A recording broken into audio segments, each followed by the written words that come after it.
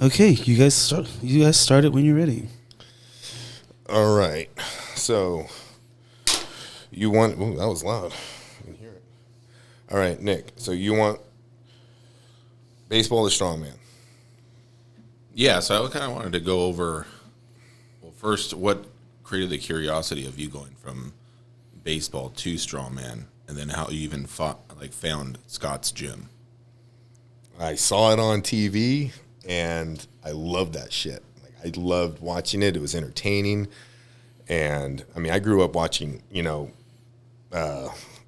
the Barbarian, Arnold Schwarzenegger movies. So I was all about, that masculinity aspect. I wanted to be a monster. I wanted to be big, and I just liked, and I wanted to know, where do I lay in the world? With as a strength athlete, where do I fit in?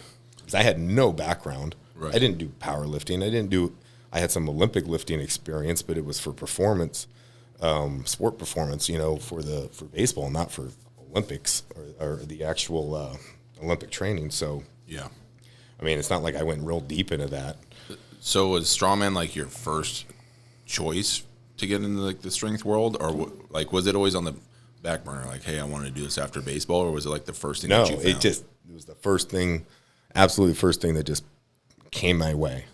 I wasn't thinking about it at all. It was just one day, saw it on TV, and I was like, oh, that's badass. I'd like to do that. And I was like, well, where can you go to do this shit? Like, how do these guys get to this point? There's got to be something I'm missing here, because there was, Right. little to no information, at least knowingly at that time.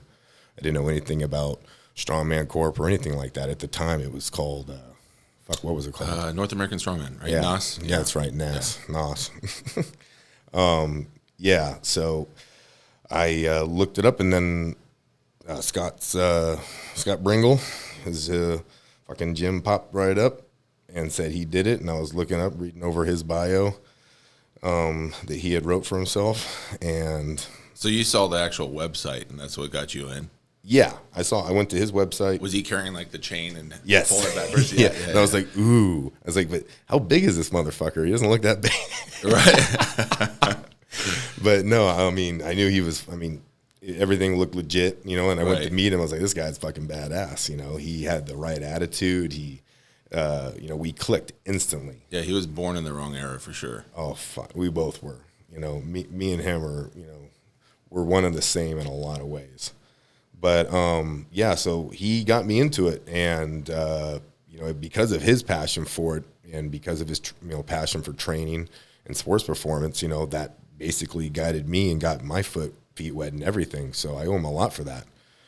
Scott Bringle for that. Yeah. But, So I had no plans on doing it. I didn't even know if I was going to be any good. But the first day I did the farmers and the log. I mean, obviously my overhead press was garbage, just like it still is, but not as bad. I gained a couple 100 pounds on her. yeah. And then farmers I did at the death medley, so I was going through all, his hoops, and it's like, okay, is this kid, okay, his overhead sucks. All right, okay, he's got grip, he's got tenacity, he's mentally tough. And I think what sealed the deal was loading the 360 stone. I think I did it for one. I think I did it for a triple, or maybe it was. Was just that the one. first time you actually touched stones? And Yeah, okay. ever. Yeah. And it destroyed me. My forearms were fucked for, God, it seemed like months. I remember Sean thought, he kept calling me, saying, oh, he's got the plague, don't touch Garrison. He'd come over and fucking squeeze my fucking forearm, and all the pus and shit would start running out. He was such an That asshole. sounds about right. Yeah, I love him. He's all right. Because I think you did, you did California Strongest Man, and then shortly afterwards, I was on a hiatus, and I think I remember you guys doing like a Fresno show or something like that. Yes. Yeah, we went up to Fresno. God, that was in 2010. We were up there. Okay. I want to say, yeah. Yeah, because I know my first show was 2009. I had went to Idaho with Eric Wilson, Okay. and he probably just wanted me to go to make sure he could beat somebody. I don't know. But so we drove literally 18 hours, slept at. It's like, I'm going to show this guy what's up. Yeah, exactly. Whiskey. Going back to that, so he's the one that introduced me to Scott and just training strongman, Yeah. period. And I remember I saw him once 6 months before that, we played basketball. And 6 months later, it goes on. He comes in, and he's a completely different person. Right? So I'm like, what the hell were you doing like this last half year? So you noticed a change about him. Oh, huge. And he looked good, right? So he was like, "Oh, you want to do my workout with me?" I was like, "Sure." I literally beat him on everything. So I was like, okay, he made this big change. He must have been really weak before, because I was just doing my bro workout where I'm like doing 3 sets of 10 on flat bench, 3 sets of 10 315 for bench, right? And yeah, something like that, right? So leg press, 1,000 pounds. Wasn't very much. And it was like, I did back then, it was like all chest day, you know what I mean? And all shoulder day. Yeah, you did the bodybuilder split. Yeah. Bullshit. Yeah. And so we all did it. So that's how you start. well, the benefit from that is obviously some hypertrophy, but it's a lot of strength endurance, right? So your body's used to a whole bunch of volume. Right. Not like a push-pull concept or anything like that. But yet you're still not really growing, so. Yeah, serious. So I did that, and then he ended up showing me. He ended up taking me on a Sunday. He must have had keys or something like that because we had access to the equipment. And so he set up a medley, obviously, to try to run me in the dirt. And I went through it. He beat me, but I knew that I was much more athletic than him because I could see how he was handling the implements. He just had a lot more knowledge than me. And so I was like, all right, next time I'm going to beat him for sure. Mm-hmm. So we ended up doing a training day. Eric always has a way of working everything against you. So he's like, hey, let's go get Chipotle and we'll go train, right? So I go and introduces me to Scott. And Scott, for whatever reason, was on his tire kick. Obviously we warmed up the tire a lot. It was like flip it 5 times and then today you're warm. Right. How do you warm up for a tire? But it was like one of those days where it was like, all right, 2 minutes of tire flip, right? So I eat my whole fucking Chipotle bowl. Eric, I noticed, didn't eat anything, right? So I go into it, and literally a minute 45 into the training day, I'm throwing up for the next 45 minutes. And that blue dumpster that was like against the fence, I hung in it for 45 minutes. Like my feet weren't even on the floor. I just throwing up all the sour cream and fucking double chicken. You got chicken. So it was nice when you came in, because I think you came in somewhere between like 7 months to like a year. Of you doing that already? Yeah. Yeah. And I saw you come in, and it was like the first time where I saw someone go through the ringer like I did and you came in on a day when we were doing the death medley. Yeah. And I already had kind of an adaptation to it by that point. And I remember the same thing where you're kicking the floor. Lou is throwing a fucking tennis ball at you, and you're just too lazy to even fucking like move. Yeah. So it was nice. I remember you carrying, might have been 275 to 300 the farmers. Yeah. And you picked it up what seemed like a day and a half. I think it was nighttime by the time. It was about a 10-second lockout, pick for sure. It took a while. But she went. What was crazy is you then carried it all the way across, and it fucking blew my mind. Like, yeah, I didn't drop that bitch. So you to have that, for me being like a year in, and then you just had that on the very first try, it was. I would test it myself, beyond. Bro. Before I even went there, that week before, I tested myself. I put 45 on the barbell. Okay. I had 2 of them. Trying to make like a farmer's, right? Yeah. So I was like, oh, I'll just do it like that. And I put 45 on each end. Holy shit. I thought I was like, this is only 135 pounds, and these motherfuckers are doing 300 plus. You know? I was like, how the hell?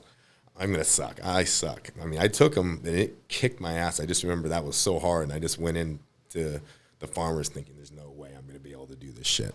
Yeah. It was funny because we had there's always been a hierarchy when you were training, right? And like when we would do each event, it was like if you were the worst, you go first, right? Yeah. Bitches go first. Exactly. And so like I was kind of slowly climbing the ranks, and my biggest competitor, I think when I first came in, was between like Lou and Dave Cochran. And so Dave is he's an interesting fellow. Yeah. And so Dave was like, I don't know, like a cop, but like a drunk, and you don't know if he was high on meth. I mean, like he was just a everywhere type of guy, and he had the biggest biceps he could clean any log. He had the biggest heart, but goddamn, yeah. He had some demons, man. Yeah, he was a mess. That's love him. The best way to put it. Yeah, that's the nicest way to put it. So So I remember, and even with Sean, I could beat him on certain things, right? So like if it was a medley or like putting a keg over the yoke, or because you're taller and you're a midget. And especially when it came to like sled drags, I was taller. I was roughly the same weight, but I just had a better athletic background where he was just statically dominant. Right. So I was adaptable, and I knew I could have these little victories here and there. But when you came in, being athletic, and I think you were like somewhere around 27, I was 21 or 22, you had so much more body awareness, and you had just enough grit to where it was like it's hard for anybody that's not mentally ready to beat you. And we never competed against each other at the time because you were already a heavyweight and I was still a lightweight. Mm-hmm. And I know California had its difficulties where like that dump truck was like so freaking heavy. But one time I was able to compete against you was in the Highland Games. Oh yeah, first Highland Games I did. And I don't know if it was your long legs or an undersized skirt, but that thing was short. And no, that was the last one in the thing. Yeah, I went up there. I didn't know you had to wear a freaking kilt.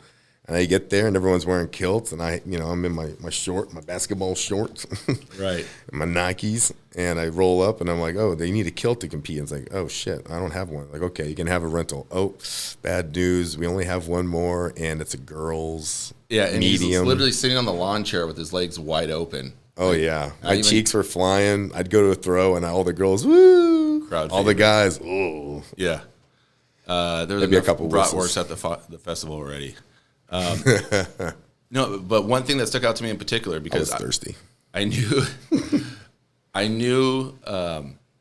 in the shot put, the stone put, I can do pretty well because I had a good foundation and I wasn't too far out of like practice with that. But when it came down to like true power and strength, and we did the kettlebell toss, it came down to me and you were the last two throwing it over. That. And I think you literally threw it like a foot higher than me. And in my mind, I was like, what is this guy doing to generate that much more power? Because it wasn't even like a trajectory thing for me. I just simply didn't have enough power to get it over. Mm-hmm. And I think both me and you so more than me can like adapt just by seeing and doing, where I have to sit back and think about like in steps of like, do this, do this, do this. Mm-hmm. You're just like, you could shoot from the hip and feel it out. Yeah, everything's exactly. being felt. Like while you're picking something up, it's like your brain's trying to solve a Rubik's Cube. Yeah. You know, you're just trying to put together the pieces. Like when you're doing a natural stone, I was telling the guy the other day, he was struggling with the natural stone press. And I said, you can't just pick it up and press it. You know, you have to find out where the weight is, where the center of mass is, what's going to be, where the lever, the best spots for you to put your hand. And you do that by, I'll pick it up, I'll move it around, kind of shuffle it, feel the weight out, flip it around. I mean, you got to do it a few times to pick it up. But I mean, too many people, I don't know if it's an ego thing, but they go into things thinking it's going to, if it's just strength related in their mind, they don't put together that there's so many other aspects you have to, your body has to be able to do, like throwing the kettlebell. How many times have we seen people walk up and throw the kettlebell out in front of them? Right. Or, their feet their heel doesn't even leave the ground. There's no extension whatsoever. So, or they're just, Maybe when you first start, it's terrible. And I don't understand it sometimes. How do you, you're just throwing something over your head. Fuck, it's not like I've ever trained for this. Right. So I guess it comes, I don't know, naturally to me, that kind of shit. Obviously the strength doesn't. So that always made me think, what is it, speed versus strength, right? Absolutely. A lot of people, even when they're thinking about their endurance, I think the first thing that people always do outside of like before the Mad Cow or like the 5x5 program came out was do 3 sets of 10. Everything's 3 sets of 10. Yeah. Then good old reliable. Yeah, and then you realize, okay, 3 sets of 10 is probably 70%, right? And then you go further down that road and you're like, okay, well, from an energy system standpoint, how long should I truly be able to last doing something for 70%? And then that can change volume so much, and now you're not just thinking about a rep scheme. You know what I mean? Mm-hmm. Yeah. I know we do that sometimes in our training to where it's like I'll do both when we do events, and I'll say train 80%, 2 sets of 20 seconds, max reps. And I don't want you to think about the volume because I want you to think about maximum intensity during that duration of time. I'd rather it be like that because then I don't feel like there's any expectations. It's get what you get out of it. Yeah. Right? Try and hit your percentage and, do what you can in the time that's given. And I feel like I respond a lot better to when we're doing speed work like that, like I have to get X amount of reps under X amount of time, or tempo work. It definitely makes you have to think faster or get rid of the thinking overall. Because I could easily say do 3 sets of 4 or 5 at 80%. But it's as soon as I give you a time frame, you're just knowing use all your energy within that amount of time. That brings up a perfect example, though. You say you stop thinking about it, right? Right. So I was working with one of the athletes, the strongman athletes, the other day. We were benching, right? We were doing the double minis. We were doing 6 reps under 10 seconds. Yeah. And with the axle. And he goes, and he's like, oh, this is one of the things I'm really good at. It's Travis, right? So I'm just sitting here, he's like, you're going to bench as much as me, motherfucker? You're a lightweight. Okay, Right, yeah, right. That's cool. I get up there, and I have a plate and a quarter on there. So it's like, 155. It's nothing, plus the double bands. And I pump it out, do my 6 reps just as a warm-up. But we still timed it just to get like a baseline. It was somewhere around like 5 seconds. And I wasn't trying to go super fast, just, explosive off the chest. He goes and pop, pop, pop, pop, pop, pop, He gets up. He's like, yeah, see, I told you it was super easy for me. And I go, bro, you didn't lock out a single fucking rep. And he's like, what do you mean? I was like, you're leaving out. You want to know why your fucking lockout sucks? This is why. This kind of shit right here. So he needs it. I mean, some people, they need that push into that direction, or they just have no clue, even if you tell it to them, right? Full range of motion, make sure, you're locking out. But when they're doing shit like that, especially if they're not if they come from the bodybuilding, yes, they're not technical. They come from the bodybuilding side. No offense, bodybuilders, your shit's sloppy. All right, it's just fucking go heavy or light, and then it looks ugly after a while. That's fine. I understand the point of that. You're trying to build mass. I get it. Hypertrophy, it's go till you can't go. But as a fucking athlete, you're trying to get a different adaptation more than just build the muscle up. We're also trying to full range of motion. We want to be strong throughout the entire chain. Lessen the likelihood of injuries. So, especially when we're doing the overhead work, and that is where we do our breathing. That's where we manage our core temperature, our heart rate, our oxygen consumption. We need to be able to relax in the lockouts. Yes.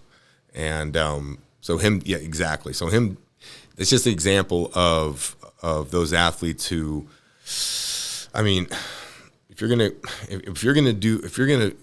understand what it is you're trying to do. And that's what I told him. What is it you're trying to improve on right now, right? There's multiple things going on here, but what is it you think this is giving you so you understand it? That's why people get programs, right? Even if they're told exactly what they want, unless you're there training them, it's very fucking hard for most people to know how to implement the movement properly. That's actually, so maybe someone like Travis would respond better to a set and rep scheme to where it's not rushing his mechanics, and maybe he would have just naturally had a bit more solid lockout, right? Because he's not worried about a time frame to get things like that, all that effort in. He likes that work. The problem, he just. But he's not going to get the actual benefit of the whole thing. No that way. And I told you, the funniest part is when he started doing the lockouts. Fatigued, right? Oh, he couldn't. He struggled. The weight we started off with, right? Right. And it was just it was definitely surprising to him, just how much harder it was. But good news is the more sets he did, he got better and better and better. But man, I know for a fact his triceps are hurting today. I know they were smoked. So I didn't really strength train much from like June or July in 2018 until this last January. And so when I had done everything, I got my symptoms under control. I literally wrote from the ground up, building my connective tissue back up to the best that I could, to whatever it could withstand if I were to train in like the 90 percentiles for a couple weeks. Okay. And I would mess around with some strongman implements, and that strength came back a lot faster than I had anticipated, like off the couch. because I've ingrained these patterns, but I also know how to maximize the bang for the buck of all the regular barbell work or accessory work throughout the week. Right. And so I would train with Rick all the time, and Rick got a lot of strength. And if anything, he built strength faster in the barbell work than I did. But when it came down to adapting to the strongman, I was just blowing his numbers out of the water. He was like, why are you getting so much stronger in the strongman realm? But even though like we're having similar to, or he's having better strength progress during the week. And it's like, I can visualize that the adaptations, and I know the purpose of every single movement and how it's going to carry over, how it's going to feel, you know, and even in a fatigue state, what do I have to hammer home during the week that makes me not fail a rep on, like, let's just say a stone pick, you know, in the weekend. So would you say with him, he's not getting the same adaptations on the sport specific side because he's not focusing on the right things in the workout? Correct. Yeah, and it could be a simple cue. Like, all right. I just want to make sure I understand what you're saying. Mine and his That's what mechanics could be coached the same during the week, but like that mental connection of like understanding what it is it's doing for you and feeling it when you're doing the actual Yeah, like I can do an RDL, you can do an RDL and have it, and you can know and envision yourself doing an Atlas stone pick and how it's going to feel. Yeah. You know what I mean? But like if you tell somebody else to do an RDL and their hips are too high and they don't start with them low enough, then they're going to not be able to break it off the floor. Right. You know, things like that where it's just minor differences in hip height or their joint angle resistance, where I can go, well, this RDL needs to be developed so I can lift up a 450 stone. What I look for the most is what does the sport specific movement feel like? Yeah. Right? Yeah. When I'm competing, where do I feel the breakdown, the muscle breakdown the most? Like the soreness the next day and all that. It's always my back, it's always my triceps, glute. I mean, it's a full body, but what I'm saying is when you're doing one specific movement and I'm working out, I'm thinking about that. Right. Right. I'll tell you one thing that went in my head, and maybe this isn't. If I'm doing deadlifts or if I'm doing an RDL, and I get into a certain percentile for this wave, and let's just say like I'm moving a 300 to 400 pound RDL. I'm going to do what maximizes my range of motion, what lengthens my hamstrings the best, and doesn't make me go into like my lower back going into like spinal flexion, right? So I'm not compromising my position. I'm not having a negative stress accommodation. But as soon as I will go into like low to mid fours, I try to see if I could widen my base a little bit. Because in my head, I know the diameters of the stones that we pick get bigger. Oh, I see. And so I know I need to start incorporating a little bit more hip and not hamstring into it, you know, and I may bend my knees just a little bit more, but I'm getting used to that adaptation to where I can have confidence in that pull with the stone, you know. And with the stone versus the barbell, it's a 9-inch difference. Stone's on the floor, barbell's 9 inches elevated, and now we're adding in more of an hinge, you know, where I am a little bit in spinal flexion, you know. I feel doing stones, that's where I feel the most tension throughout my entire body is when I'm picking a stone. Yeah. When I'm doing a regular RDL, I mean, trying to pick it off it's just different because you're wrapped around it with the stone. Bars down here, it's not the same feeling. But when I'm into stone, that's why my back never always feels better after doing stones if I have a sore back. 100%. If my lower back is compressed and feeling like crap, I go to a stone, I feel amazing. And make sure you put the mic closer to your mouth. Yeah, it's cutting out halfway through. Okay. So I actually have more confidence, or it feels more familiar to pick up a 400-pound stone than it does even to pick up like a 600-pound deadlift. I don't know why, but it's more fun. It's definitely more fun. And maybe there's more disconnect there, but it's like, and I think the fact that I have to engage my back so much more just makes it easier. Like, if you tell me to pick a 400-pound stone, I never think like pain or this is hard. It's just like the most enjoyable sensation versus a barbell. And I'm like, God, I don't want to have to try so damn hard to pick this up right now. And barbells are just boring to me. I don't give a fuck what anybody says. Barbells are boring. Yeah. So going back to your transition, into strongman. How long were you in strongman before you started to think about opening a gym and then opening the gym? Fuck, I always wanted to open a gym. Shit. Yeah. Yeah. Work out all day. Eat, just shoot the shit. Right. Train athletes. That was my jam. That's all I wanted to do. But I didn't get the thought didn't enter my head, though, until I started doing strongman. Was training with Scott. Him and Cameron gave me a wealth of knowledge over there. At least, it's great to start off with. Then it got to the point where was, needing them less and less and less to rely on for questions and things like that. But I always valued and respected their opinion. So that, I would hit them up, say, hey, I got this kind of athlete, with maybe this injury in the past, or we're trying to get ready for this. They give me their thoughts on it, or I'd give them the workout. They'd give me back, some critique. But I was becoming really successful with the training, and it was so bizarre to me because I just remember other trainers, in the past, and it was just like, man, nothing worked, But obviously the way they trained you. What was so interesting with Scott is the atmosphere that he created. Yeah, I can see that. At his gym. At the time, it was, fuck, man. No one could fuck with it. We were like, ECWC at that time was kind of like, almost like West Side was for strong, but for strongman. Right, and there's a lot of depth to it. It wasn't like there was just, if you're the lowest on the total pole there, as soon as you left that parking lot, there was nobody stronger than you. Yeah. And or athletic, because there was always the heart, the lungs, and the legs were always way developed superiorly to anybody we competed against. Always. Technically sound and conditioned. Very well conditioned and adapted with the implements. Even if they were, we trained with shit. No offense to them, but that equipment was garbage. But got it done. That equipment, not only did it get it done, but it made it harder. So when you went into a show and you had, 9 times out of 10, it was everyone else struggling with it, no problem for us because we already trained on shit. And I think even on top of that, we never trained indoors. Yeah, we were always outside. So, it didn't matter if it was raining or if it was 100 degrees or anything. There. We were not on. I never realized that. You don't think anything of it until now. No, it's just like that's what you got to do to get the job done. But now I'm thinking about it, it's like, why the fuck would I spend 8 hours? No joke. We'd be out there 6 to 8 hours most of the time. And God, I just remember my wife fucking hated it.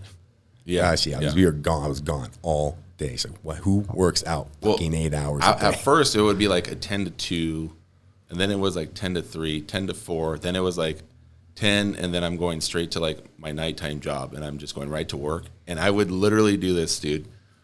I would turn off the light in the restroom at work, squat down in the corner, and just try to nap for 30 minutes until somebody knocked on the door.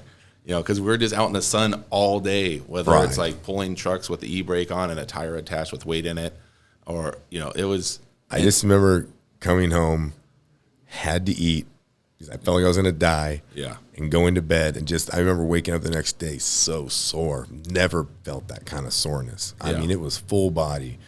God damn it, man. Every weekend was a competition. Yeah. We were competing with ourselves and with our teammates. We're always trying to catch somebody. I was trying to catch Jeff Holder for fucking ever. Oh, right. And then I was gaining on him, but obviously he was, I spent way more time there. He spent way less time. It was hard for him to get there. So, but man, that guy was a beast. He was very broad. He had a shot put discus wide background, as he, right? Like a Division II. Yeah, he could throw. Track guy. Yeah, he had a lot. He could throw, man. The guy had a lot of power. I remember he threw one of his indoor shot, and it hit Clay in the my God. He's walking across like, Clay, he's going to fucking throw it. And then Jeff launches it, and I'm like, Clay. And then like in slow motion, motherfucker turns around and like has his hand up in the air like he's going to stop the fucking thing. And then it just slaps him in the face on the cheek, and he goes down. And I'm like, I remember he went down. I'm like, fuck, you stupid motherfucker. It was at some point where Scott was like, why'd you look at me? You're in charge of Clay. If anything goes wrong, it's your fault. It's not even Clay's fault anymore. And I loved Clay, but god damn it, it was mongoloid at the time. Yeah, I liked how Scott would do that. If you were responsible for bringing somebody, if they didn't think stupid, You're it's your responsible fault. for them. Yeah, God, exactly. he'd give me shit for everybody. Yeah. Everybody. Don't feed the pigeons, Casey. Well, you even brought me back when I had come back. I think I was 26 years old, and I knew how it is. I mean, granted, if you're ignorant, you know what it's like when there's something expected of you. And so when I was training there, I was 21 years old. I did it for a couple of years. And then I went on a 3-year hiatus, rehabilitating, doing school and whatnot. And then I came back. It wasn't like I just go show up. It was more or less like testing the grounds of like what the acceptance is like, because you'd be given a letter, saying that you can't come back or you can get kicked out, or you'd be like, some guys would come here and there, train with us for a day. And then Scott would like grab him by the shoulder and be like, all right, this is Kyle. Kyle's going to disappear for a year and he's going to do the boot camp until, he gets good enough to join the team. You know what I mean? I remember. Things like that. He had tryouts. When Yeah. a new motherfucker come in, he'd had tryouts, and we got all kinds. Bodybuilders, a lot of CrossFitters want to try it, and they just instantly, God, how many people did Scott scare off just because of they were CrossFitters? Enough to keep a gym open. That's for sure. My favorite was when like you would have like the young buck with like, he would come and he would want to train, and he was like the strongest guy in whatever high school that he went to, and the dad's like sitting there in the parking lot in his vehicle. God, how many dads were there? Yeah, the Oh, dads love that shit. Yeah. And then they just see their kid get obliterated, and he, before you know it, like We heard a lot of egos. a lot. We were good at it. There's some of them though. We were dicks. That you would see Still them for are. 2 or 3 weeks, and they're just weaning their way off. Like they want to come back the next week and not to train, but just so they can say in their head like, you didn't get the best of us. You know what I mean? You didn't defeat me. I'm choosing to leave. You know what I mean? And it wasn't like, And they were never heard of again. no, yeah. Fart in the wind, Yeah. as Scott would say. There was like a 2 to 3 week delay where it's like they slowly admitted to themselves it wasn't worth it. Yep. That happened a lot. Like more times than, we were trying to be like, yeah, man, you're going to love it. We were Right. supportive, but I mean, Yeah. we also talk so much shit to each other. Well, you have to see. I think we that person scared a lot of has it. people also, just the team in itself. I mean, we were so close knit. You had to be a fucking certain mindset, Absolutely. different breed to kind of be in that group, just because you had to be kind of fucked in the head, to be honest. To do that sport in the first place, 100%. You're a fucking masochist, I think. Well, it's funny now because we've trained people around the country now, and some outside of the country, where it's a whole different atmosphere, because they're not with us, so they can't create that exact environment. I mean, from a coaching standpoint and holding them to, a technical or tactical like protocol that we have is fine, but being able to replicate the intensity or the conditions that we went underneath to develop our resilience and our ability to stay calm underneath pressure is very hard to replicate from a remote perspective. Yes. So That's what I'm saying. If you are training somebody remotely, it's really hard to get them to do the things you want to do and to create the type of athlete you need to create. So many people get in their own heads. I mean, those are the people who need a teammate. Those are the people 100%. who need people around them and watching them and everything they do. Because if everybody, it's like imposter syndrome or, right. this self-doubt, and they just sit there. You can just see the potential, but it's like they can't put it all together mentally. And it's that's why it's so important to have a team and have a crew. And kind of sucks for me right now because... Well, it's a learning curve for sure, because you from day one had the mental toughness already, and I don't know where it came from. I was just me as a person. I have no idea how to explain it. Just hated losing. Well, it could be the first thing. It could be just because you're the firstborn, and that was like a role that you just had developed your whole life. Who knows, But I just know that you had no quit in you. No. Nope. Literally day one, Casey was kicking the floor in fatigue after the death medley. Yeah, that one was brutal. Has a 10-second pick on a farmer's and then carries it all the way across.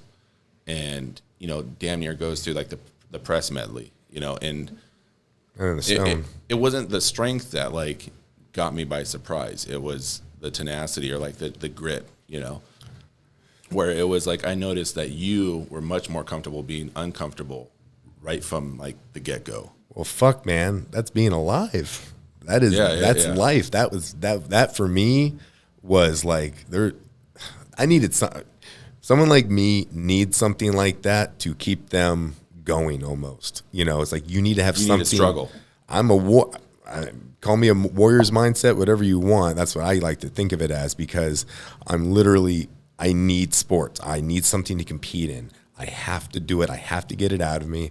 And I love the feeling of the unknown. I don't know if I can do it or not. I need to find out, though. Right. And I want to find out. Right. And I want to experience that and know just how hard it was. And I've had to do that with test yourself. Injuries.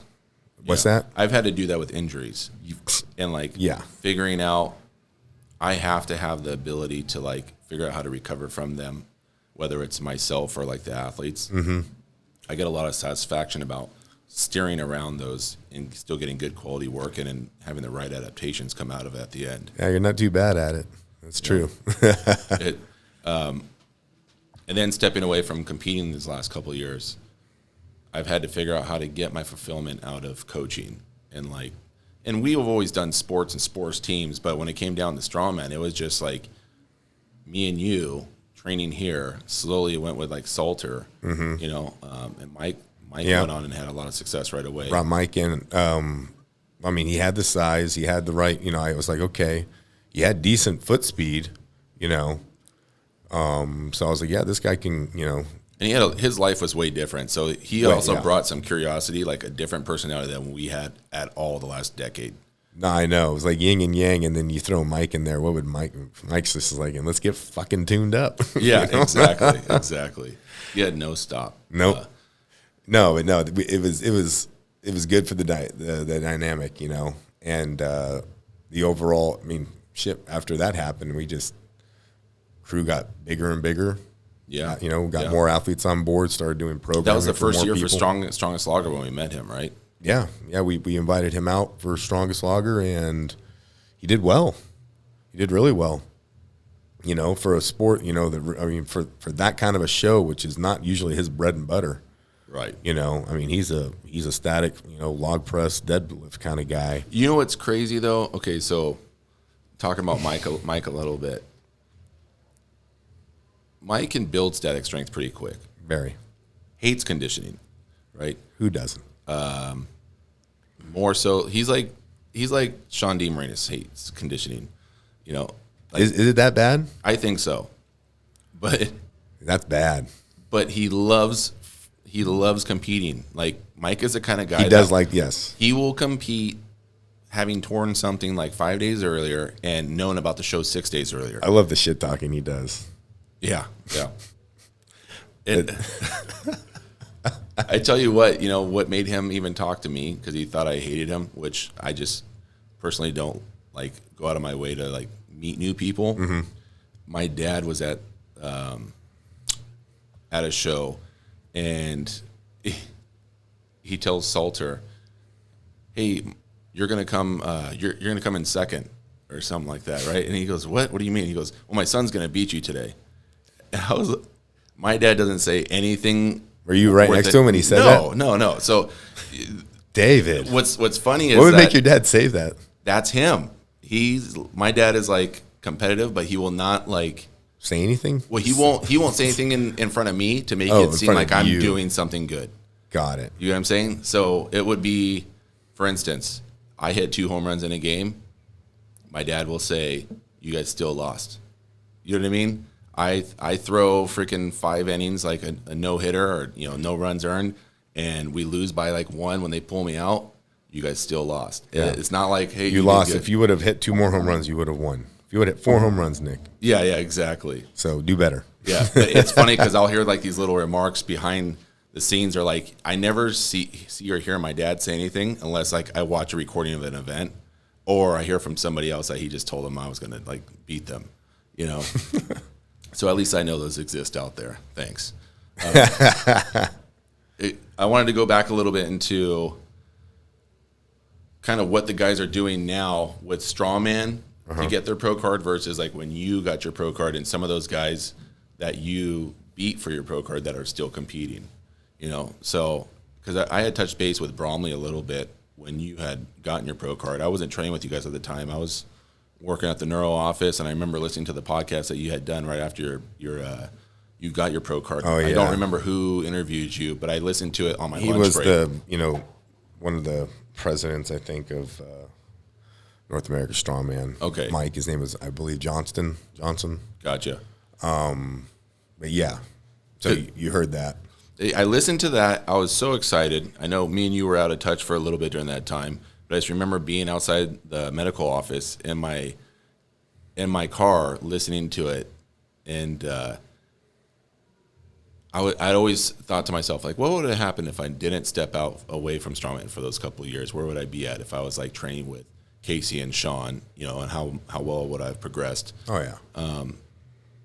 Not thinking like, hey, I'm in school, I'm working at a doctor's office. To me, that just didn't mean crap. I was like, I wanted to freaking be a pro.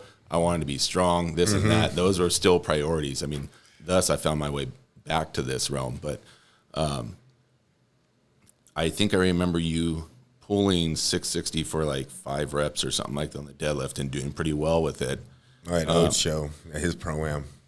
And then now I'm thinking to these days where we have max reps, you know, a max rep of 5 and lightweights are pulling 725 and not even in a suit, you know what I mean, in under 30 seconds. You got more people doing the sport, man. Yeah.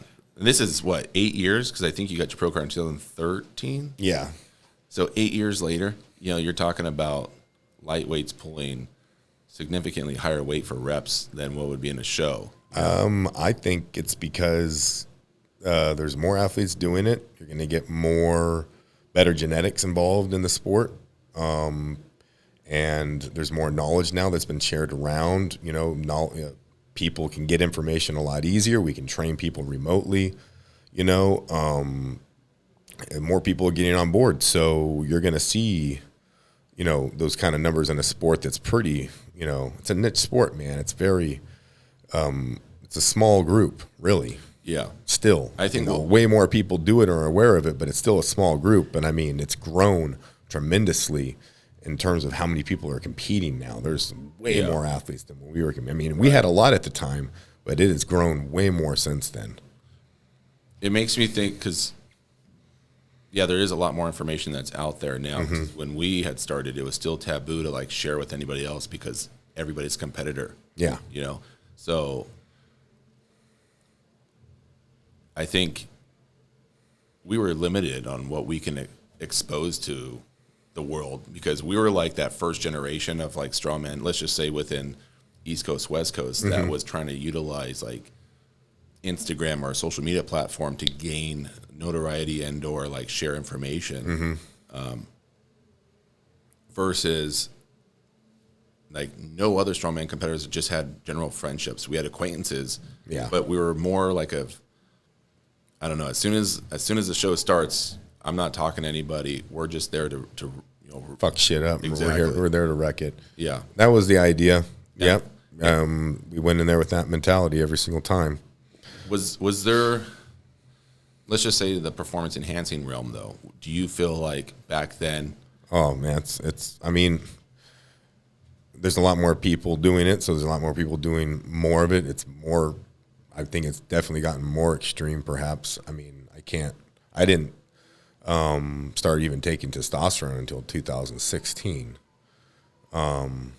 So, and at the time, it was mostly just orals. You know, a lot of guys were just taking orals at the time. I was doing it, you know, and or on test, you know. And so I don't think a lot's changed. I mean, orals get you strong really, really fast, and it just depends on some guys can handle them, some guys can't, you know, like health issues, and they're hard on you. So I don't recommend them. Do you think that there's just been information that's been passed down from the top? Because all these WSM guys are now easily to reach out to. You can reach out to them pretty easy. If they're going to open up, they'll tell you what they did, you know, to get there. And then now it's like people nowadays are trickling into that knowledge just to win a local show, and then they run out of gas. And then there's some that are like doing it to get to their pro card to nationals, and then there's some that do it to get their pro card, and then there's some that jump on it to get to like the next level where they're doing like the Arnolds, right? Nobody lasts. True. You don't see these guys. I mean, very few guys last, and how the guys at the top last is not by blasting shit, and doing copious amounts over a long period of time. It's a little bit more methodical than that. Right. Less is more, in my opinion. You got to think longevity, and I mean, you're lifting. You want to get as big and strong as fast as possible. Yeah. Well, we know that the stronger we get, the faster we get strong. The faster you get stronger, the more likely you're going to get injured, right? Yeah. So that muscle, man, you're breaking your shit down constantly and rebuilding. I mean, and there's so many other stresses and variables involved that are going to make it as hard as to make that not happen. Yeah. Right? Obstacles that you have to overcome. And a lot of them you don't even realize. You go through any type of stress, whether it's physical or not, your body's going to handle it the same. Lack of sleep, maybe appetite, is down. I mean, shit, man. And now you put drugs on top of that, makes people a little kooky. Right. Well, these guys are in their 20s. I know. They don't have to rely on the sleep and nutrition as much as you do in your 30s. This is true, but it catches up to you at some point. Always 100%. does. So these guys, it just really, to me, what it comes down to is who's the most durable. Yeah. And I cannot tell you in the last just the last 2 years, let alone 5 years, how many guys have gone out who I competed with from injuries. Yeah. They fart in the wind, and the newcomers, they go fastest. I feel like the faster they get in, the faster they go out, unless they are a freak of nature. There's not too many Brian Shaws, out there, guys that are that size, and have that kind of work ethic and understanding of nutrition, just the whole aspect of it, Right. Not just let's get fucking strong. Yeah, I would like to see, like someone like Sejunas from like what he did when he first got in. I would too. And then he interests me a lot because, I mean, maybe more people know about it. I don't. I haven't really read much on, I feel like he doesn't really release a lot of his real information. He'll throw out some bullshit, right, bodybuilding bullshit, but I mean, it's like, come on, man. You're doing more than just tempo work. Are you really doing more than just a Smith machine incline bench to get a 500 press? Yes, exactly. Log. Yeah, or the Z press. It's like, okay, yeah, that's great, but and that was probably they called it the Z press. He didn't. I don't think that's self-named. No, I don't think so either. And the Z press that we know I don't think it's even the press that he's talking about. Like the press that we do is different than what he does. Right. But it's interesting to be the guy. I mean,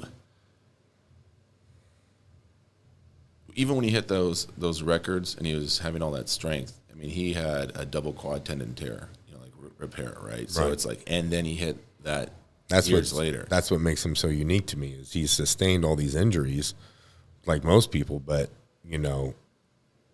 he seems to come back just as good, if not better. Yeah, and he's kind of like emotionless. Yes, no emotion whatsoever. I cannot recall. Yes, thank you. Yeah, thank you.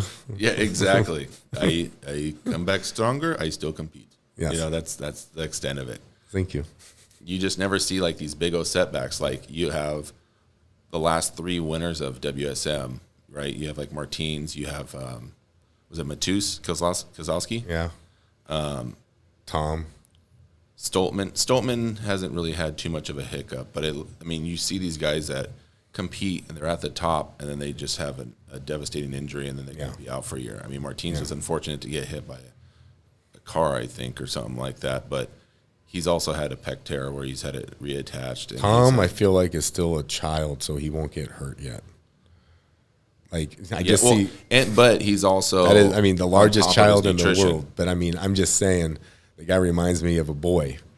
in a man's body. Right. And I'm just like, okay, he can't get hurt yet. Yeah. Once he becomes a man, I'll know when he's a man. I'll see it in his eyes. Yeah. Right now, I see just a little boy. he's just having fun. A big little boy. Exactly. Yeah, it's just interesting to think like what Zajunas had to do to get that type of strength versus what these guys are doing to get there. I know. You got to think: is it a combination of? It can't just be genetics, right? It can't just be drugs, and it can't just be. He's got to have something. I feel like that we don't know about. Right. That's my way of thinking it, at least. That's why I break it Well, down. It's that's like, what okay, makes there's it something you're interesting. not telling us, motherfucker. Yeah, exactly. I'm going to find it out. I'm going to figure it out. I'm going to go up to him and was like, hey, tell me what you do. What? Yeah. And then you have people that are like were at the top, fell off, and they're back at the top, like Ortmeyer. And that's quite a bit of resistance. Like his body can, it's either his body doesn't even register injuries as much as it does, or he's just a tough motherfucker. He's just, it's in his head to, he's created that persona also. So now you have to uphold that image, and you can just see it when he has a bad performance, he wears it. Yeah. When I saw him at ASM, and it was one of his first big shows back, and he did fine. I mean, he walked away, without any injuries really. So it was a win in my book. But, he was not happy with where he was at with everything, and you can tell he puts a lot of focus. And he went out and found a guy to correct his movement pattern, focused on the right things, and you saw him. Yeah, Kind of like what happened. I swear to God, no athlete becomes more enlightened, educated than when you get injured and have to come back from an injury. Right. If you are serious about it and you go full on into it, you get real meticulous with what you're working on. And now all of a sudden everything has a purpose and you're a lot more focused on doing things correctly instead of just going in and say, I'm going to do log today and I'm going to, and you feel it out. Oh, RPE 7, and it's fucking, all that bullshit. So it's you're doing a lot more than just that. Okay. So kind of went over the performance enhancers and what we're not going to go over what they're taking or the level of what people are taking to get to where they're at, but it definitely has. Why not? Well, it definitely the has. World must know how long you can last, or you have the strength for a very short period of time and then you're done, right? So there's two methods, like the long run, why wouldn't it baffles me. Everyone makes fun of me because I'm not that strong. I'm not that big, Why don't you get bigger? Why don't you get stronger? Because I do not. First of all, walking around over 300 pounds is not comfortable. It's just, it's not. You feel like shit. I mean, especially if it's shitty weight. So, I mean, how fast can you put on good weight, Yeah. It's a slow process, man, especially if you're trying to do it healthy. It's a slower process. So I'm trying to think. I want to be able to play catch with my kids and still dunk a fucking basketball when I'm 50, and I'll still be competing as strongman. Right. That's my goal. Yeah. And I don't know why anybody else wouldn't want. Why can't you have both? Why can't you do strongman, compete, at a very, very competitive level, not necessarily pro, but you compete at that level, and also be able to do the rest of the things you want to do in life. Because I 100% get that. Strongman just have blinders on. These motherfuckers just see it like this. How long can you do that for? You cannot live your life like this forever, right? And they just think they're going places, right? They think they're, oh man, I'm gonna be in a world WSM. These are my goals. They got these great goals. And they're great athletes too. But they want it so fast and they get there so fast and then poof, it's gone because you don't know how to take a break. There's only a certain amount of people that can win WSM and then have it serve them after they're done with strongman. That's what's so funny about it. It's like, you really think your shit doesn't stink. You're gonna, I don't know why, and we see it so many times before. Why can't we learn from it? Why do people still have to go balls to the wall every single thing they do? Be a little bit more methodical about it, Yeah.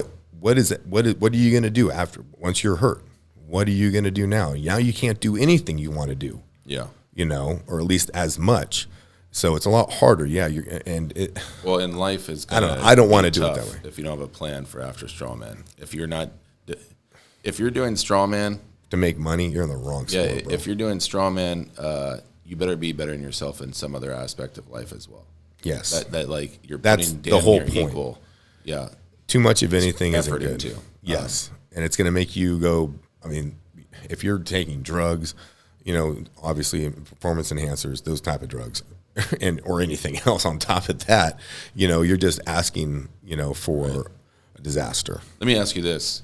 Is there a big difference between competing in the States versus competing overseas? And not like just like the time difference, but like the type of athletes you go against and how they prepare versus how you prepare.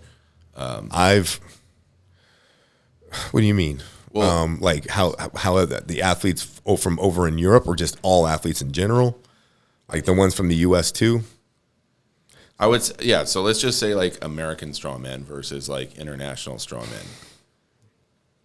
Okay. Well, they're all little. I mean, it just depends on the person. I don't want to say there's one does one thing more than the other. But going overseas, nutrition, guys who bring their own stuff, that's big, because when you go overseas to compete, you're eating, you know, especially out. I mean, everywhere has McDonald's, right? Mm-hmm. So at least there's that. But for the most part, you know, your diet's going to change. Like when we were competing in Hungary, even Norway, you know, just the food choices that are present to you are different. So a lot of the guys, the top of the guys, they bring their own meals. Yeah. They bring their own meals, you know, but they are a little bit more prepared in that sense. And then you have guys who just kind of like wing it. And I wouldn't say they don't really, they're just there. They don't really focus on anything. Is that what you're trying to say? Yeah, I guess so. It's like how the mindset about strongman, how it's treated, you know, like, for instance, when I was in Norway, there's a ton of different countries competing there, right? So I don't look at it as like a representation of like an individual. I look at it as like representation of the country. Yeah, or just at least that group, right? And right. If he's a part of the best. You know? Yeah.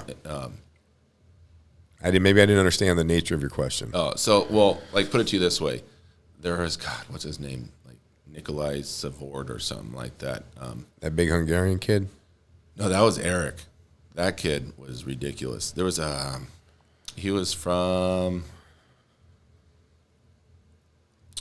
he was just, I think he was just southeast of Hungary. I would have to look up on the map. But he was able to drive like 3 hours to get to the competition. Okay.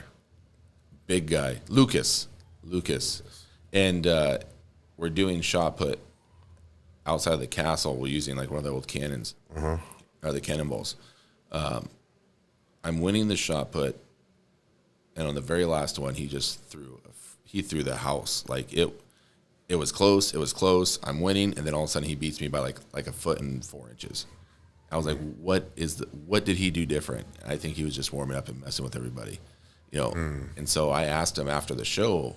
I was like, how did you get so much distance on one? He was like, oh, I'm Olympic shot put for my country, right? I'm like, okay, makes sense. I beat him in the show, and he tells me he's an Olympic caliber athlete. What he was doing in between all the events, he went through a whole 2-liter Coca-Cola. Oh yeah, they love And in my mind, the European athletes do like the Coca-Cola. We were brought up so different, but he's the top of the top in their country. Right. You know what I mean? And he can do that. Like, and he's drinking Coca-Cola. Yes. Yeah. Right. So it's just like the preparation and like the mindset of things. Like, I'm sure he's gone through some rigorous and very good training. What would happen if he just drank water? You know what I mean? Or, you know, like you're saying if he's going to be, if it's, he's so limited on him, he's lowering the ceiling to himself and he doesn't even maybe realize it. Yeah, what would happen if he's drinking Coca-Cola, what else kind of shit, you know, choices is he doing? Right. And, yeah. And well, I've also thought about like this, like, okay, maybe it's just a comfort zone for him. Like the show's just not that big of a deal. He likes Coke. He's going to drink it. He's going to compete. He's just going to have a good time. You know what I mean? But it's like the same thing in my mind of, like, They all did it.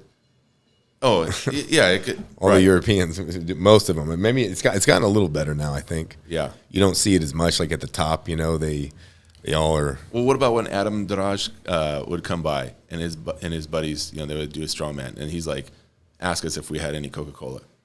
Yeah, Like they did do that. You know what I mean? I remember we came here to teach them about water. We were showing them, remember Yes, the yes. the Kangen? Yeah, the Kangen water, the alkalized water, and it was a little seminar that we put together with the guy, and we had them there, and they were gracious enough to humor us, and they sat down, and the whole time they were just like rolling their eyes and looking at each other like, look at these pussies. Yeah, drinking water. like, yeah, I'm sure there's as that they're kind of drinking water in the they're Coca-Cola fucking they all had like a 2-liter of Coke on them. Right. You know, and they're just sitting there crushing it as this guy's saying how bad soda is for you and how good this water is, you know, and they were just like, whatever. We've been doing this forever. We're fucking athletes. It was just interesting to me where we get, like, let's just say,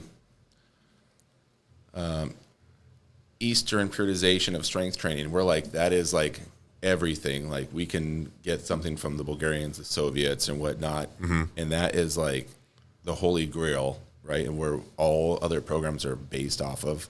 Okay. Yeah. But at the same time, you go compete against guys over there and they're drinking Coca-Cola. So you're like, how valuable is this information versus like our preparation of like what we feed ourselves, how we sleep? I think you know, part how of we it's their hydrate. culture, though, too. Yeah.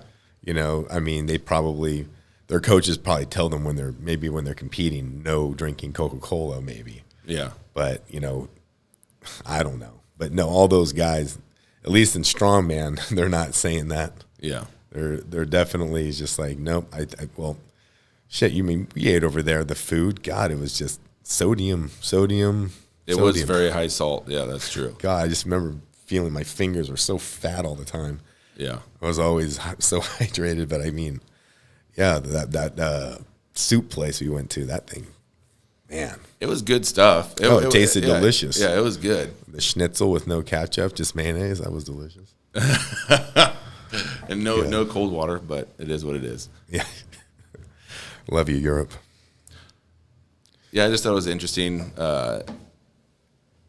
concept with that, and just how people train and what the competitors are like overseas versus out here. Depends on I mean, if you're going Eastern Europe, they're going to be, you know, you're going to get some rough ones, but, you know, they're just freaks in a lot of ways. So a lot of them are relying, I mean, literally, I mean, you know, the Bulgarian program, shit, it's just, you know, the strongest, most durable who survives is Right. on top. Not necessarily the best athlete, just the one who has the, you know, the ability to finish the goddamn training. Right.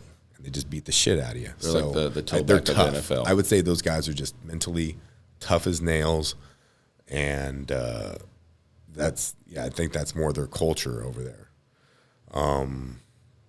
Because all of that's pretty similar. Now you start going over to Scandinavia, you know, they're a little bit more refined in the sense of they look at more like United States athletes, you know, Western athletes. They look at nutrition a lot closer. Got it. They're really healthy over there, actually, even compared to the U.S. Yeah, their foods are a lot. Just gas stations, just nothing but hot dogs. Right. You know, not that that's super healthy, but yeah, it was a lot. I felt the food over in Hungary was a lot more How was it when you were in Poland? thick. Poland, McDonald's, just fast food. Is that was just like for the most mean, part was available, or that was Shit, like what you could trust? You right go away? out there, you Yeah. don't. I mean, there's buildings out there. Sometimes you don't even know what's in it. You know, you can't read the language. That's a restaurant. You Right, know, right. It's in the middle of a tower. You know, what the Yeah, fuck? yeah. So, Poland was interesting.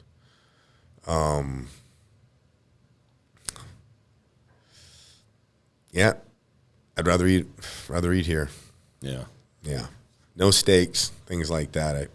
It's pretty generic shit. But I mean, yeah, I wasn't a fan. I do not like going overseas because eating over there sucks. Yeah, do you know what? I mean, we've been fortunate enough to compete in a handful of countries. Yeah. But always coming back to the States feels so much better. Yeah. Not to say that it is better, but just like as far as like returning home, you're like, things are not so bad. Oh, no, you can't wait to be home. Yeah. Man, and I love traveling, but I just remember every time I came back from going over there, not only are you beat up, but you got a 12-hour plane ride. You're just dreaming of a, American cheeseburger or a steak. Last thing I wanted to talk about, we don't have to talk too long on it, but the difference between America's Strongest Man that you did, the last two that you did. So the one where I think you competed against Brian Shaw, and then who was the 2016 Dimitar? Is that it? Yeah, Dimitar, and then this last year, like the type of athletes, how have they changed? Is it more competitive now? What do you see in the differences between like the last 4 or 5 years?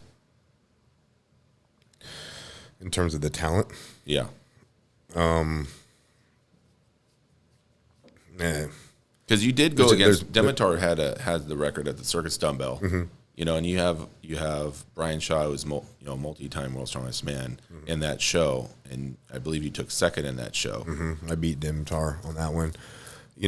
If the show, I'm the type of athlete I can adapt a lot easier to a lot different implements and different movements, whereas most guys, they're pretty stuck on either static events, and they're going to be, they limit themselves. I can make myself to where I'm just okay enough at the shit I suck at to where, and then I can adapt a lot easier to the other things than say somebody like Dimitar. He wasn't very well, considering his structure. He actually was pretty adaptable. He could do some things, but I mean, that gut can get in the way sometimes, and it did. But athletes now, I feel like it's all geared more towards strength, but they do realize that you have to be well-rounded, but still guys are always going to go with their strengths and what they're good at, and they're not going to spend as much time on their weaknesses.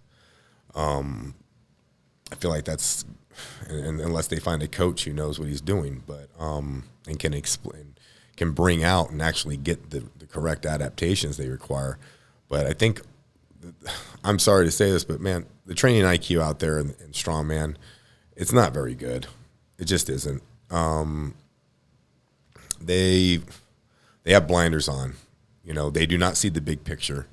Not in my mind. Most of these coaches, they don't understand how to get a lot of that. They know they know what movements. Like, you could have the same goddamn program.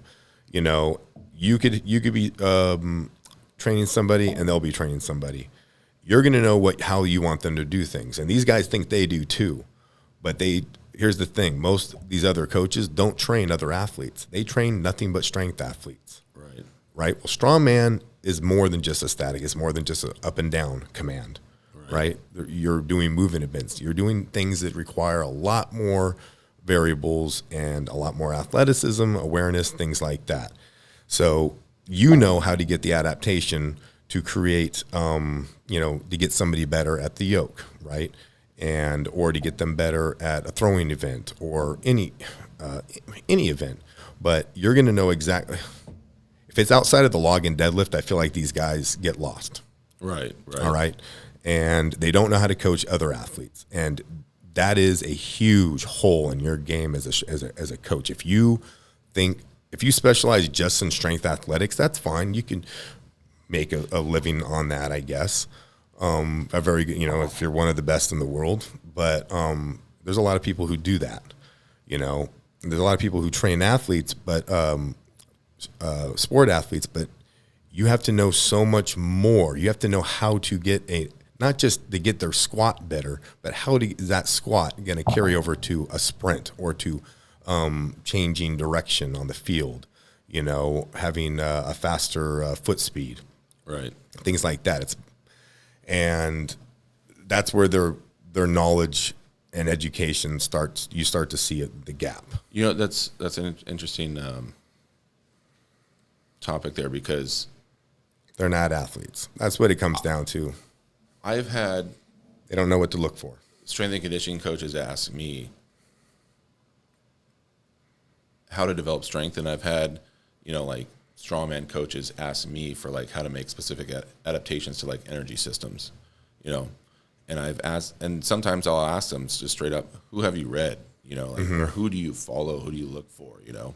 Some of them will tell me like, oh, I do Shaco, or the Mark Ripito or something like that, or, you know, and then now you have like these other names where it's like sports related, to where I'm like, okay, well, if you only read strength coaches, maybe you do someone that's a strength coach for a sports team that's, you know, that's successful, or somebody that's invested time into developing other sports, right? Like you can do something as simple as like Cal Dietz and his triphasic training, and he's had that manipulated across the board for multiple sports, and just learning, hey, change of direction can be done like this, or lateral movement can be done like that. You know, it can be a shuttle versus a lateral lunge, whatever it is.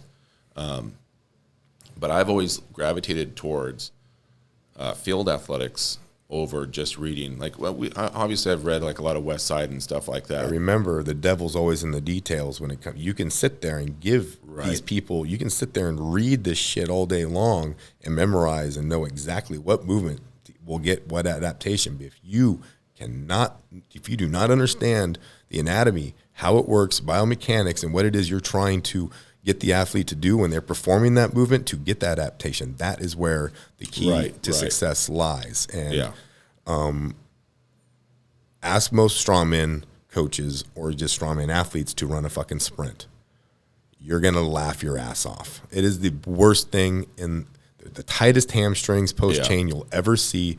There's no knee hip extension or no knee drive whatsoever, right? Their feet are low to the ground. It's like they're doing a yoke walk with no yoke. Yeah. Really, just a little bit faster. That's true. You know, I've seen motherfuckers literally walk with a yoke on their back faster than they can fucking run, I feel like. Yeah, and meanwhile, as an athlete, you to call yourself an athlete, it's kind of like, no, you're not really athletic. They don't have as much motor control as you would like to think that they do.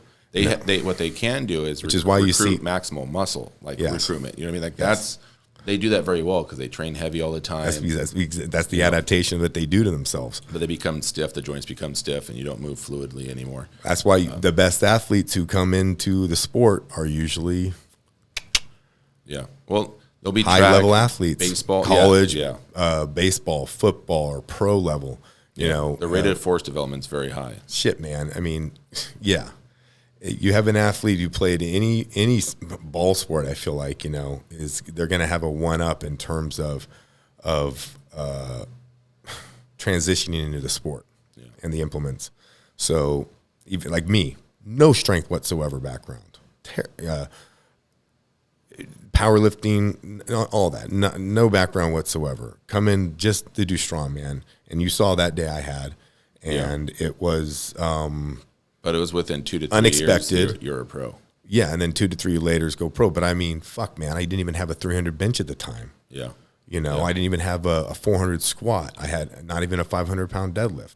So how am I hitting these numbers or doing these things despite being so weak statically? I would dare to say you. And that is, but that weakness, or I say that what that strength was, is a lot easier to develop than somebody who's just fucking strong. Right. Well, did you have a 400 overhead before you had like a 330 bench? Yes. Yeah. Or about the same. Right around the same time. When I hit 400 overhead, my bench was around 340, 350. I put you like in my book as like when your leg drive is at its best, was right around 70 pounds. You can get a carryover from your overhead. Yeah. You know, I'm happy nowadays if we're somewhere around 50. You know, but we don't have the time to like do the type of training that we did before in the past. No. You know, whether your body not doing construction, 8 hours a day, waking up at 3:45 a.m. to go drive 4 hours to the job site. It's not gonna. Right. You know, actually, so we were doing assessment earlier today. The kid's about 6'5", 6'6". He's going to be a junior in high school, and he's a pitcher only. and he's going to be with one of our high school teams that we take care of. Mm-hmm. And I'm doing the assessment, and just by watching him do a pistol squat, I know where he messes up in his pitching. Yeah. Because of how he transitions his weight, where he is loading, where he's not loading. Mm-hmm. And I can tell him, like, hey, do you have this problem? And then he's like, that's exactly what we always have to work on. The coach's eye.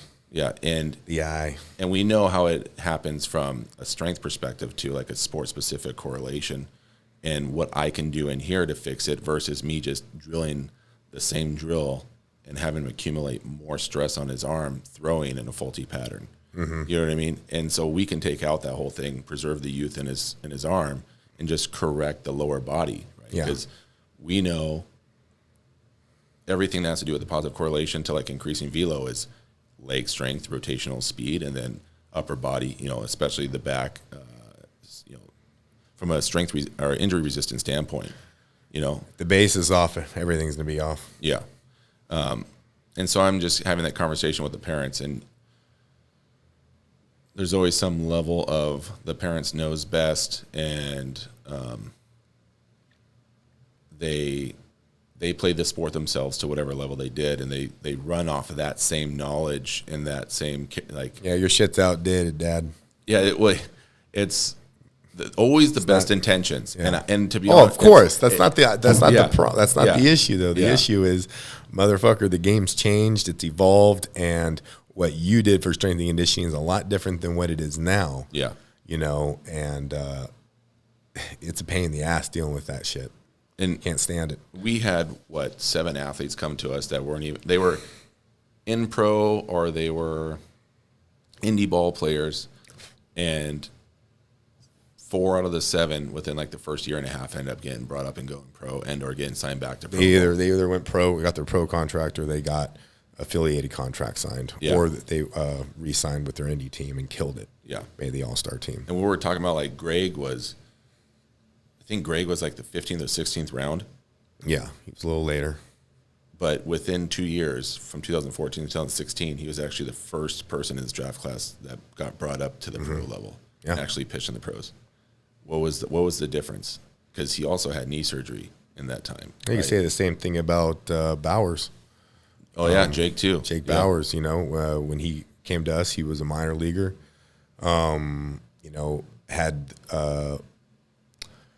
Had all the tools, but his speed.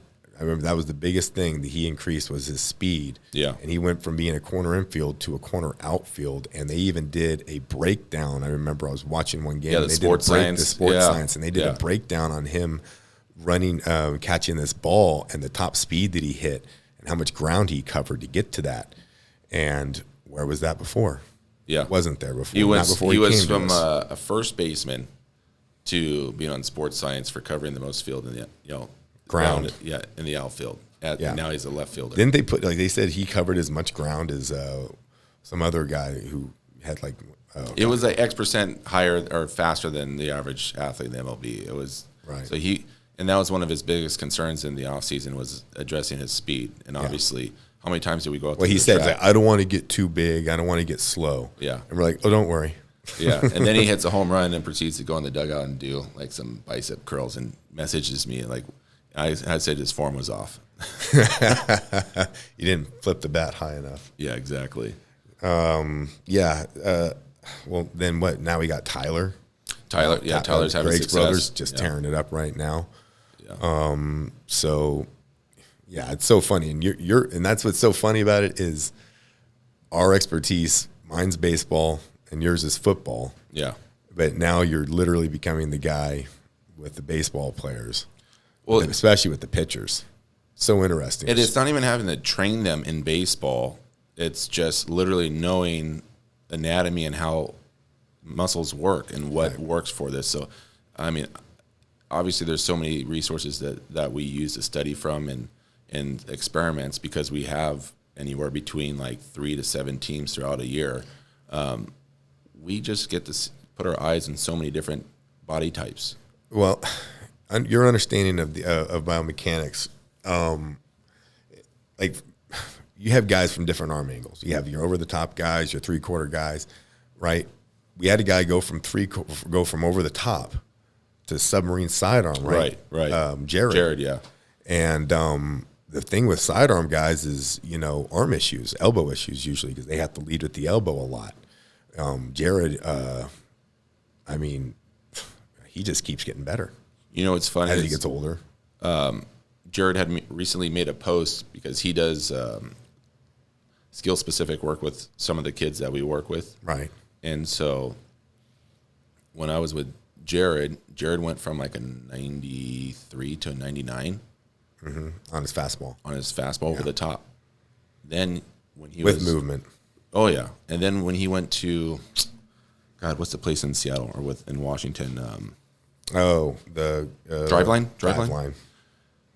Moves everything to the side, right, to create a different vector, arm angle. Arm angle. And I think the very first time he threw was like 89, and he's like, "How the heck can I get this up high enough to where it's a viable option for me to create another opportunity?" And he ends up hitting like 96, 97, like 3.5 weeks later. And you're talking sidearm guy throwing that hard. It is so much harder because it doesn't.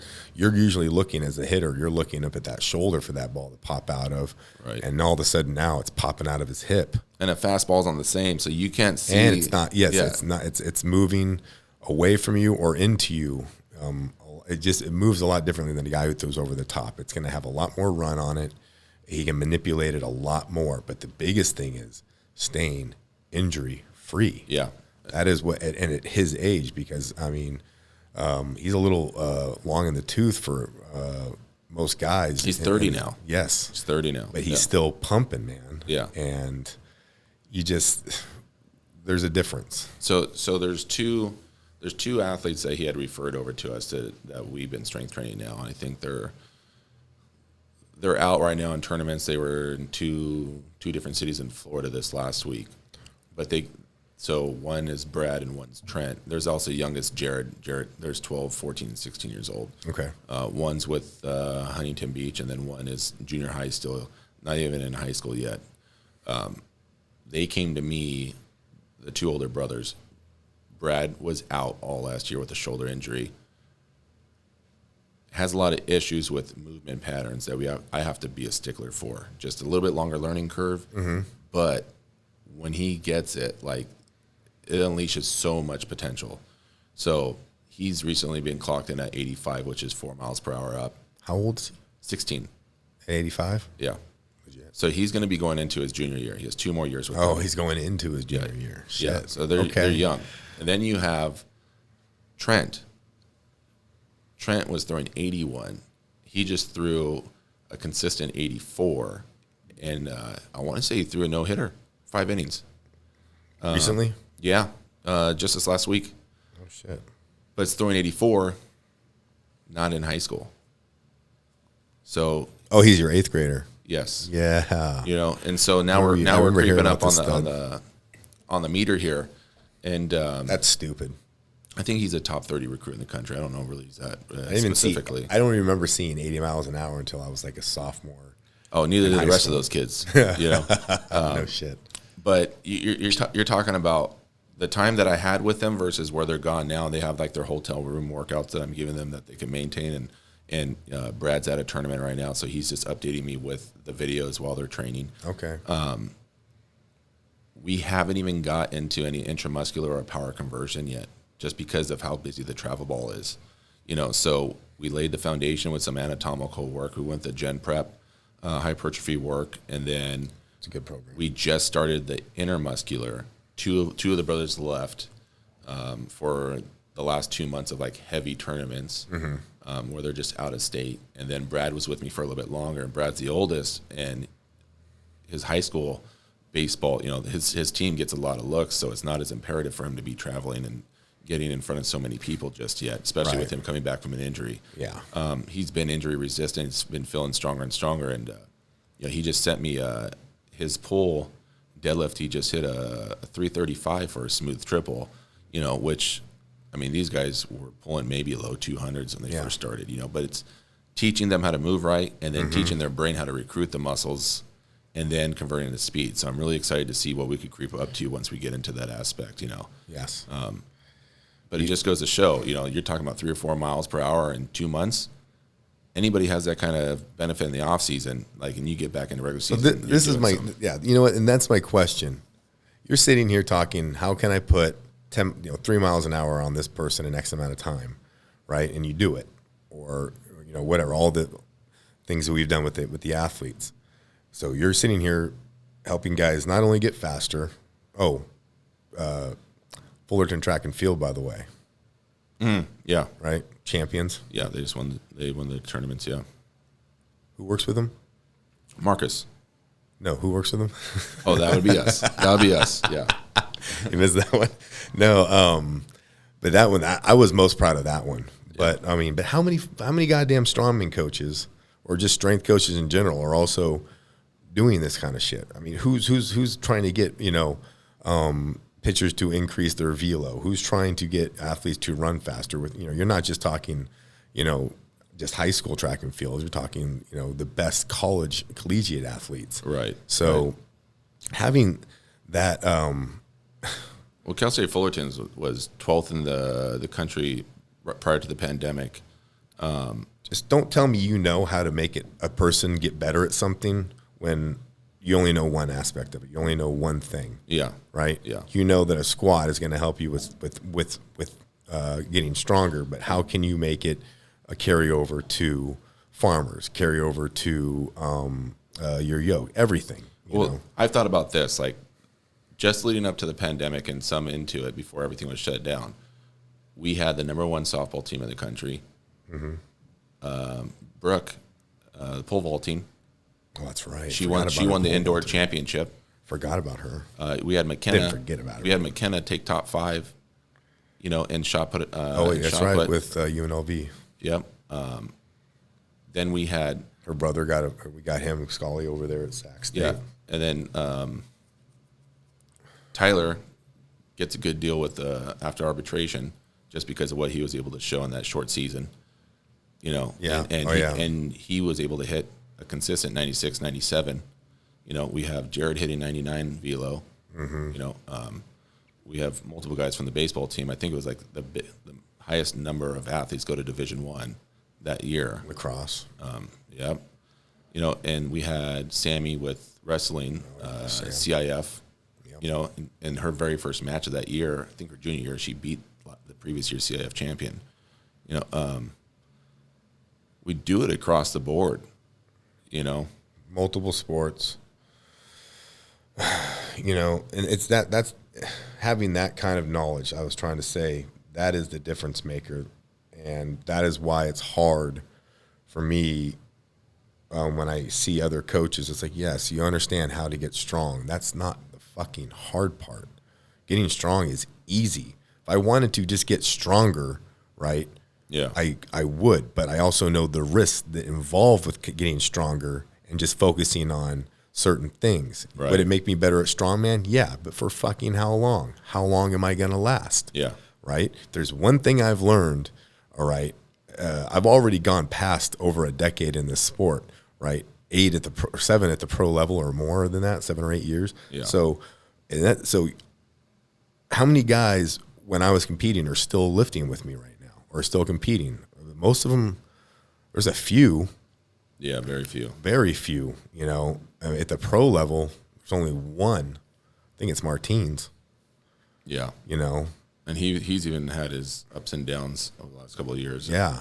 I mean, he went through thankfully, it. He climbed to the top and he was able to get that, the title.